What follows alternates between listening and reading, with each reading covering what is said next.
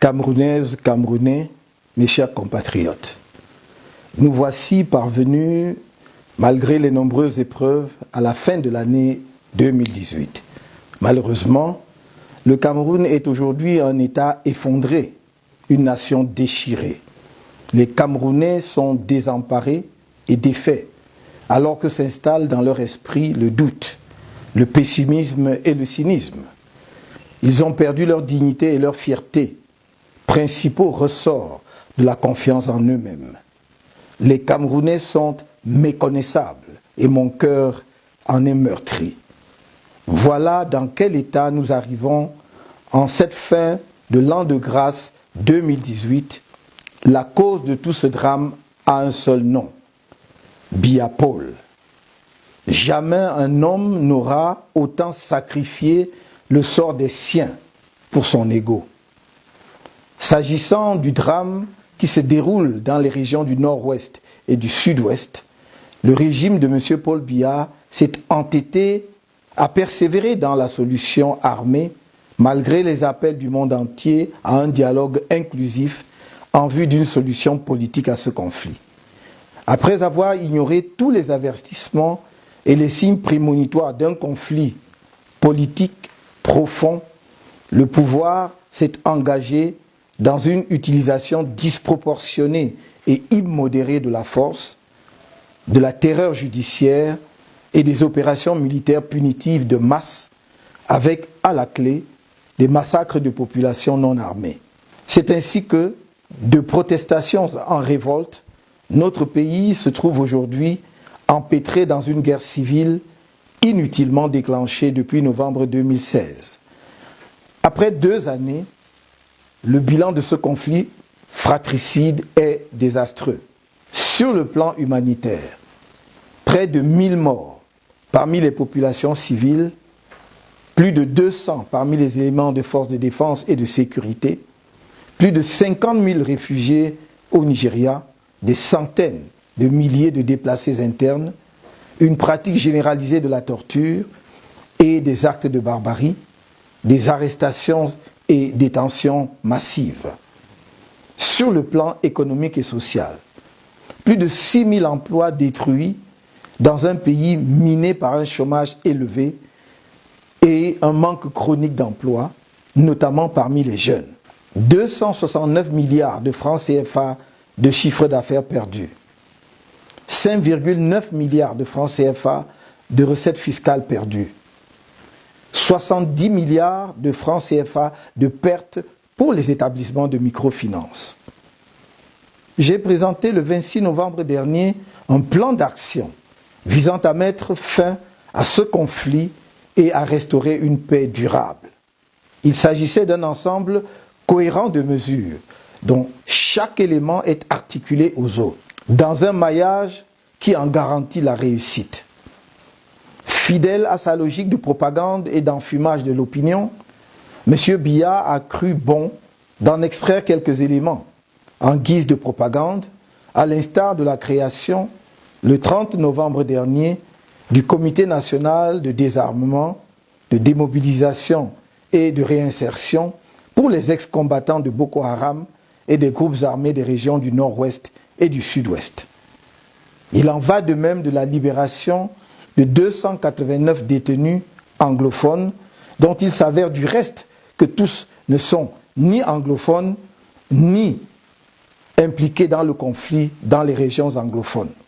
Ce saupoudrage est sans efficacité et bien évidemment très en deçà des attentes de nos compatriotes. On n'est point étonné qu'une telle approche parcellaire ne conduise à une impasse, car comment comprendre la mise en œuvre du processus de désarmement, de démobilisation et de réinsertion sans le préalable de la négociation d'un cessez-le-feu?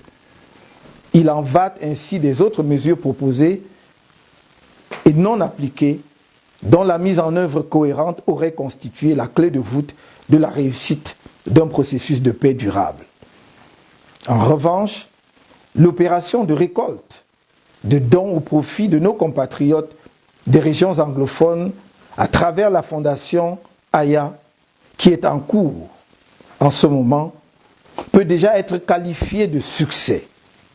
C'est d'ailleurs l'occasion ici de saluer toutes celles et tous ceux qui ont fait preuve de générosité par des dons de diverses natures. Permettez-moi aussi de rappeler que les enfants et les populations de ces deux régions ont encore besoin de notre générosité. Ne les abandonnons pas.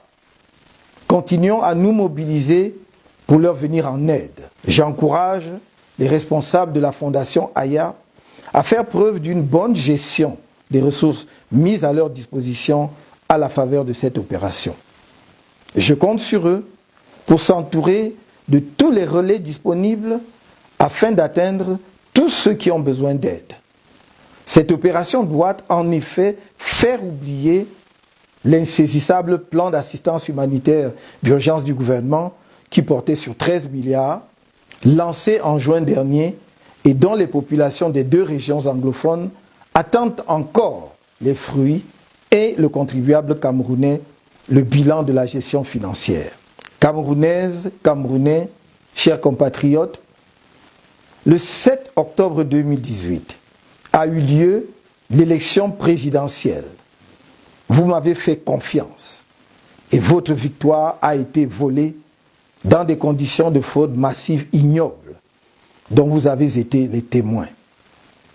Des procès-verbaux falsifiés, des résultats fabriqués de toutes pièces par des montages informatiques, nos représentants dans les bureaux de vote violentés, les faux représentants de Transparency International présentés sur la CRTV, démasqués, et j'en passe. Pour établir la vérité des urnes à l'issue de ce scrutin, j'ai demandé un recompte des votes, sans succès à ce jour. De quoi ont-ils peur donc, si l'on est si sûr de sa victoire, comme le laisse croire le camp de M. Biya à cette élection? Je m'attendais à ce qu'il saute sur l'occasion pour me confondre. À tous ceux qui, ici au Cameroun ou à l'étranger, veulent faire passer notre revendication de la victoire pour une attitude de mauvais perdant en nous demandant de tourner la page comme s'il s'agissait d'un fait banal. Nous voulons rappeler que l'enjeu de la démocratie est le développement du pays et le progrès des populations. Et l'élection en est la clé de voûte. Un processus électoral transparent, crédible et fiable est le dispositif indispensable pour une démocratie véritable. Lorsque ce processus, par quelque procédé que ce soit, est tronqué ou dévoyé, la démocratie perd son utilité et sa justification. Il faut donc éviter de banaliser l'élection comme si c'était une plaisanterie. Il s'agit d'un acte sérieux qui détermine le sort de la société et de ses membres. À force d'en avoir fait une mascarade, le Cameroun se trouve dans l'enlisement économique, social et culturel dans lequel il est plongé depuis de nombreuses années. On ne peut donc pas tourner la page à la va-vite comme des inconscients. Il faut bien voir que le trucage des élections, en produisant des dirigeants incompétents et illégitimes, est la principale explication de tous les drames que traverse notre pays.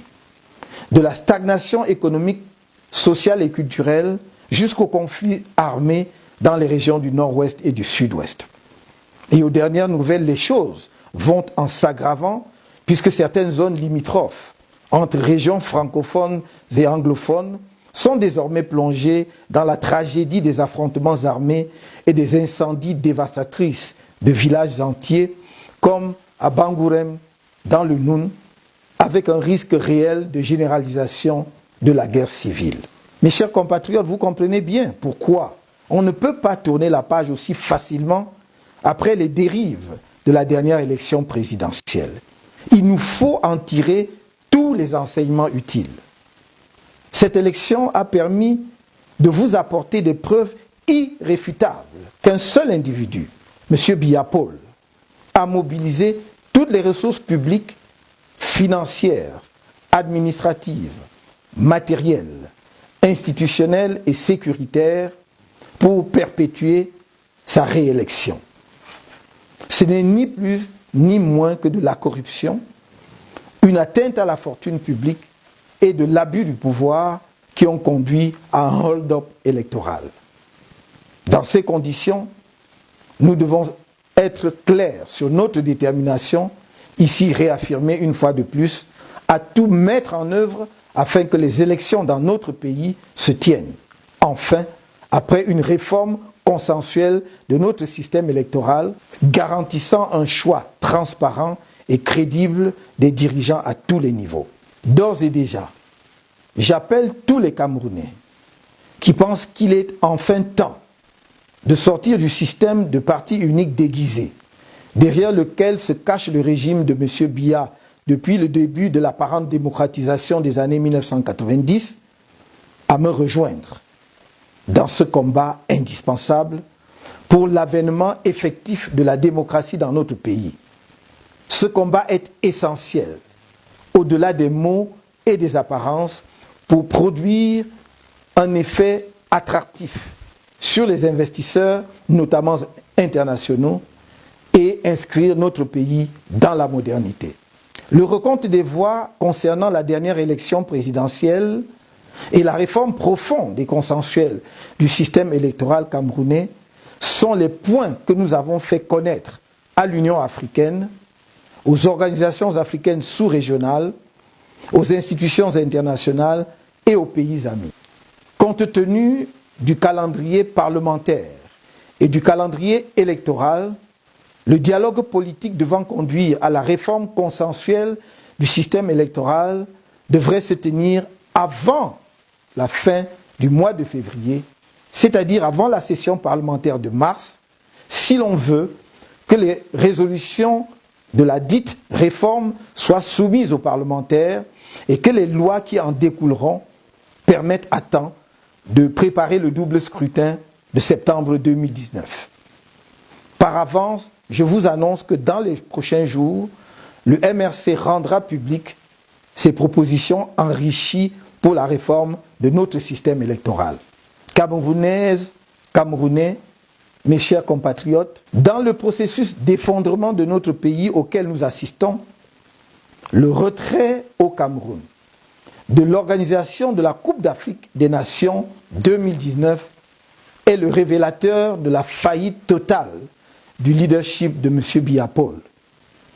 C'est le coup de massue qui a révélé au grand jour l'incurie de ce régime, qu'aucune imposture, aucune propagande mensongère ou slogan creux ne pourront cacher. C'est le signe révélateur de l'incompétence de ce pouvoir dont le chef s'avance à la légère, aux premières lignes, pour promettre et ne point tenir. Le Cameroun sera prêt le jour dit « J'en prends l'engagement », a-t-il promis. Or, c'est en septembre 2014, faut-il le rappeler, que la CAF a attribué au Cameroun l'organisation de cette CAN 2019. Cette attribution que le régime de M. Biya a brandie comme un trophée, alors même qu'il n'a rien fait pour le sport en général et pour le football en particulier, après plus de 30 ans au pouvoir, a vite fait naître de gros appétits au sein d'un système dont la réputation en matière de corruption et de détournement des deniers publics est mondialement établie.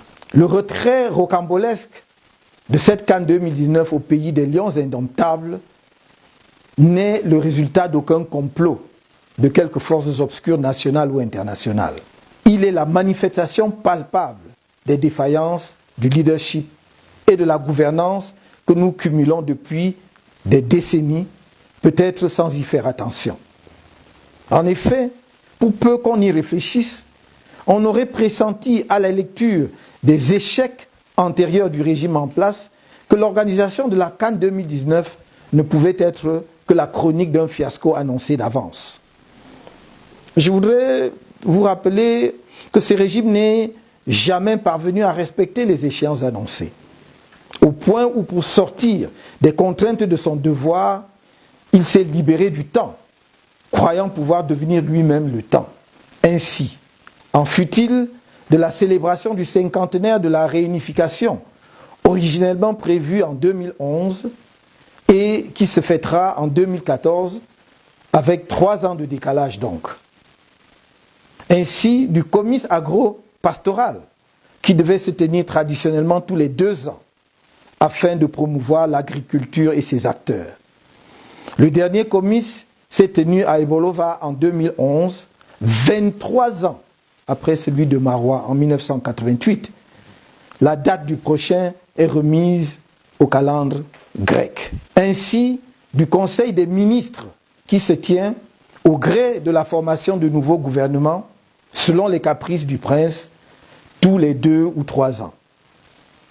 Ainsi, de la tenue de la finale de la Coupe nationale de football, dont la date, autrefois connue dès le début de la saison, est désormais inconnue, aléatoire, au point où cette année, l'équipe vainqueur a été privée de s'inscrire au tournoi continental de la Coupe africaine des vainqueurs de coupe.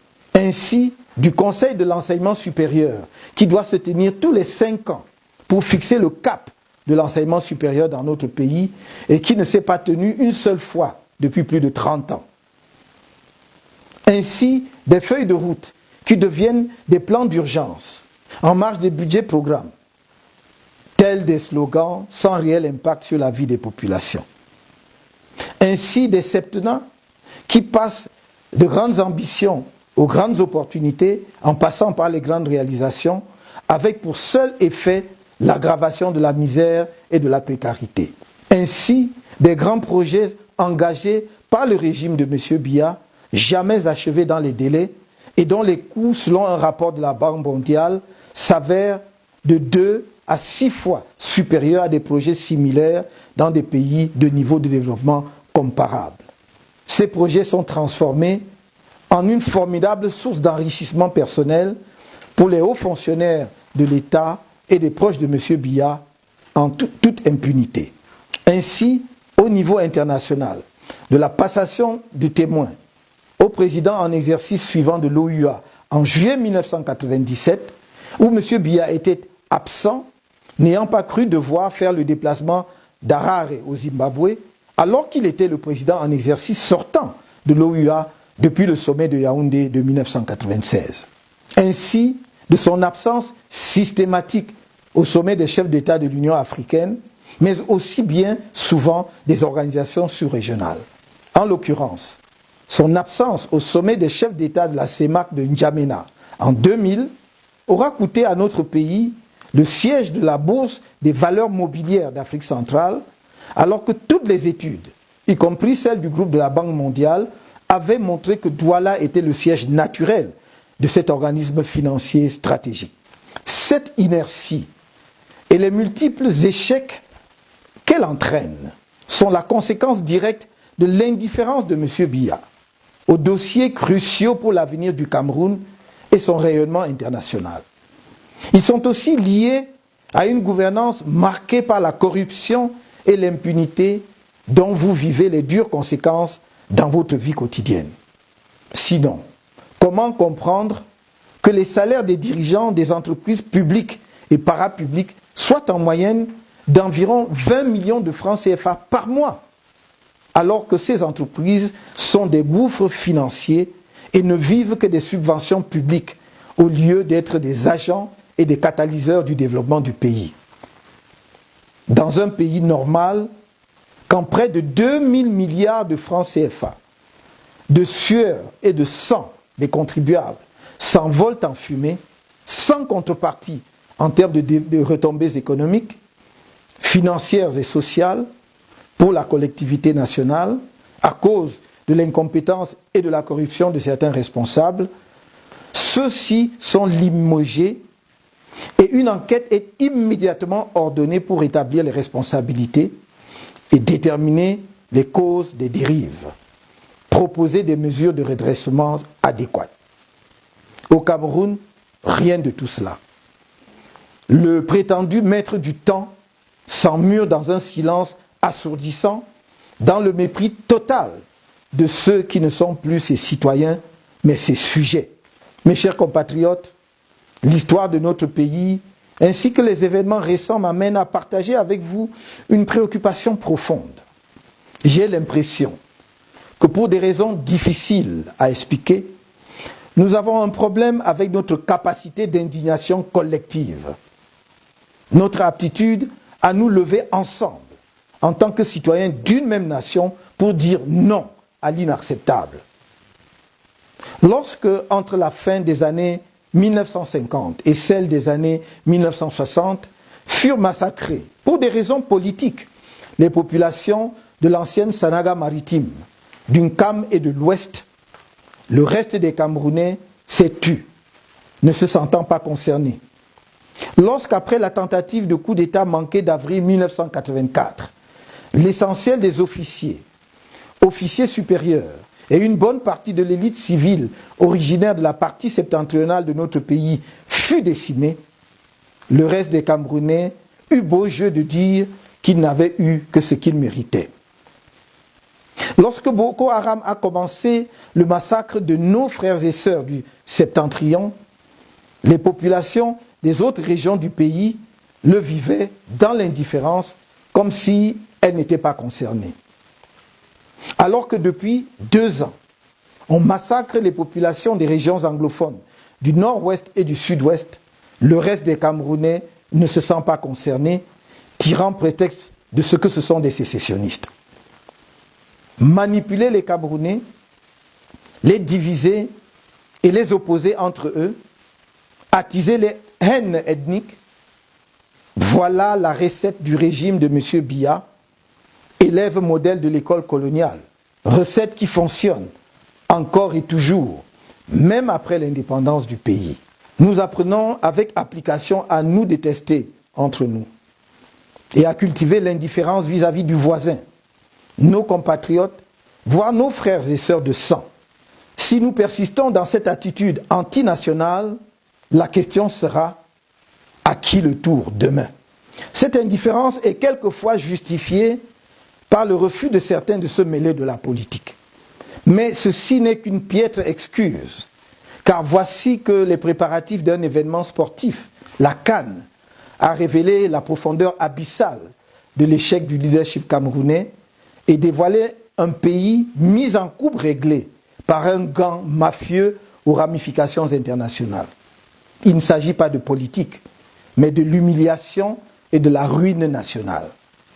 Du fait que c'est l'expression la plus spectaculaire de la régression du Cameroun. Du fait que nos hôpitaux sont devenus des mouroirs. Que notre système éducatif est une machine à fabriquer l'échec et le chômage. Que notre pays est devenu une gigantesque braderie de nos ressources et des entreprises publiques et parapubliques.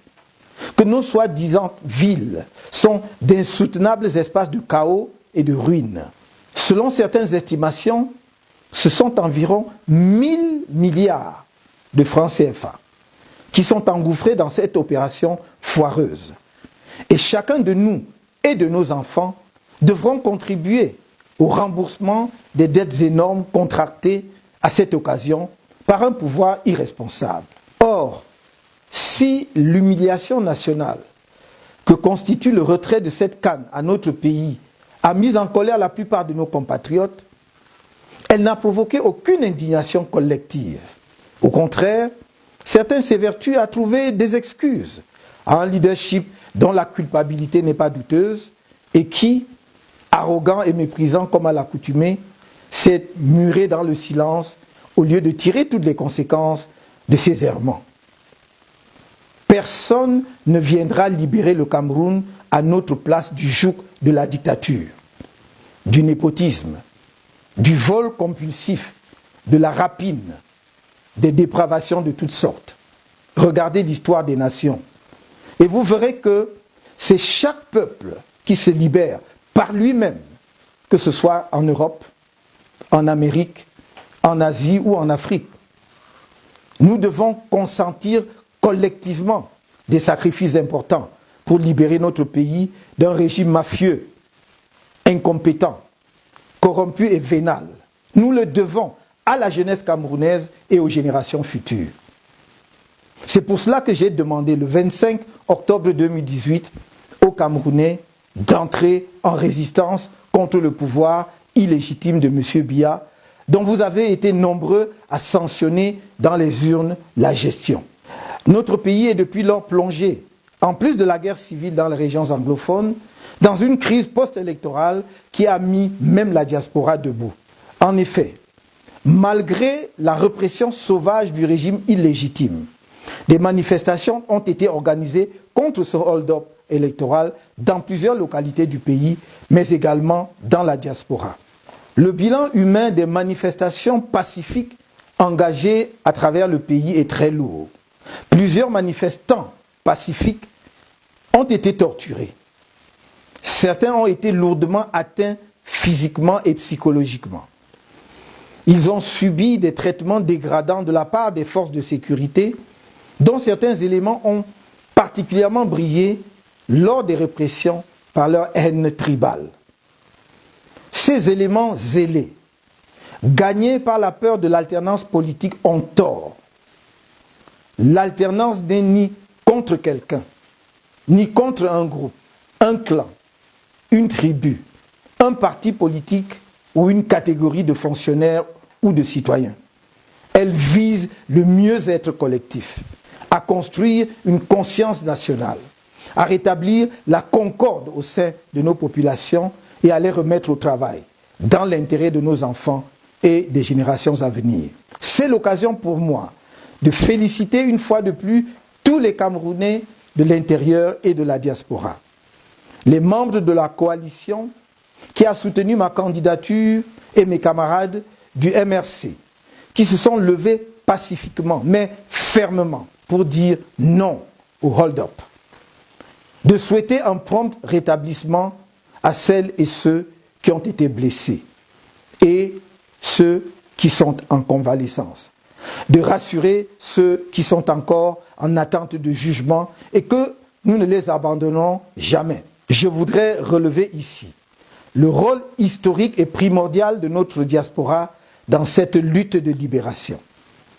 Cette diaspora engagée mérite tout notre respect, ainsi que nos encouragements à porter avec toujours plus de détermination la cause nationale de la lutte pour la liberté, la démocratie et le progrès partagé sur la scène internationale, afin que nos populations ne soient pas décimées ou réduites à la misère dans un huis clos insoutenable. La deuxième phase du plan national de résistance est en cours. Elle prévoit le dépôt pour des marches les 6 et 22 de chaque mois sur l'étendue du territoire national des déclarations de manifestation publiques auprès des sous-préfectures ayant pour objet non au hold-up et l'organisation d'une journée citoyenne où des sujets d'intérêt national sont abordés.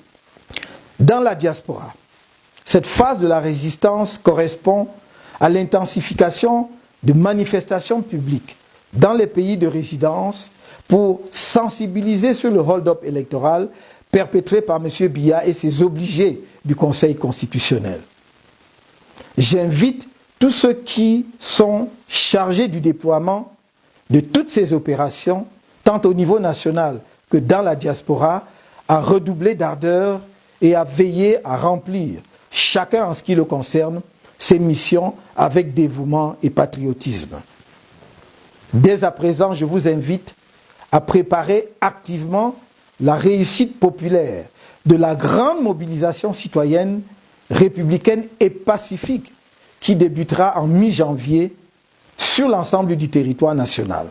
Il s'agira des marches de l'indignation, de protestation et de colère à la fois, contre la guerre dans le nord-ouest et le sud-ouest, pour dire non, cette guerre ne se fait pas en notre nom. Contre l'assassinat de la démocratie par les fraudes électorales massives et le vol de l'élection, pour dire non au hold-up électoral. Contre la corruption, le détournement et le pillage dans l'impunité de l'argent public et des ressources de la nation, notamment par un gang de malfaiteurs qui tentaient de dissimuler leur forfait sous le couvert de l'organisation de la 32e Coupe d'Afrique des Nations pour dire non aux crimes contre la fortune publique. Je vous engage à la discipline, à ne pas céder aux provocations du régime qui ne manqueront pas, et à vous vêtir en blanc, vêtements, t-shirts, foulards, brassards, bref, tout signe distinctif blanc, pendant cette mobilisation populaire que nous bâtissons la marche blanche.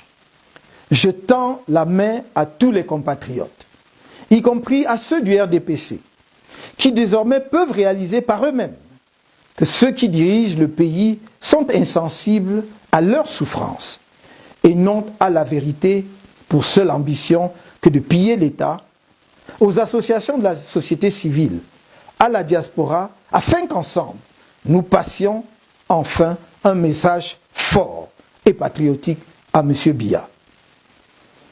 Nous avons affaire à un régime prébendier qui, selon la Banque mondiale, a, en 2017, utilisé 52% du budget de l'État, soit un peu plus de 2000 milliards de francs CFA pour le fonctionnement, a dépensé 35 milliards rien que pour les frais de carburant et 42 milliards pour des gratifications.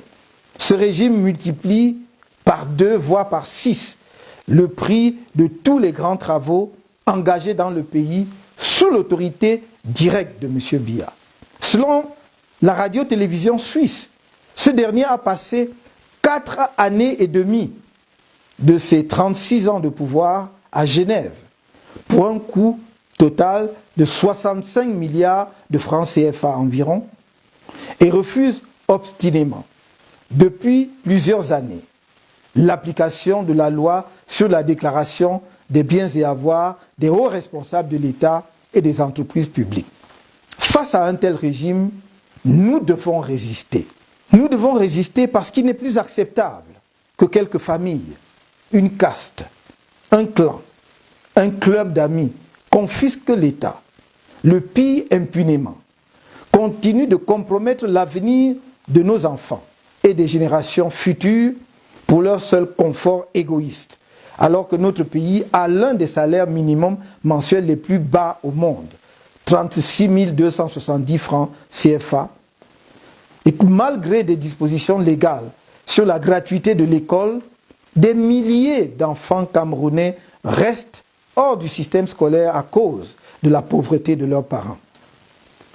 Que les soins les plus élémentaires restent payants dans les hôpitaux publics qui, en réalité, sont des mouroirs. Et que la pauvreté reste galopante et l'indice des inégalités préoccupant.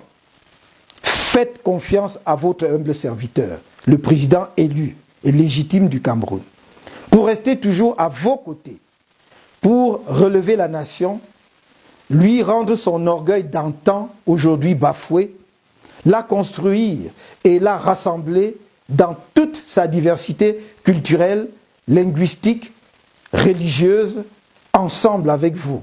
Faites-moi confiance pour rendre notre nation prospère et juste, moderne et puissante, réfractaire au tribalisme qui nous affaiblit plus qu'il ne nous prépare aux défis mondiaux auxquels est confronté notre pays.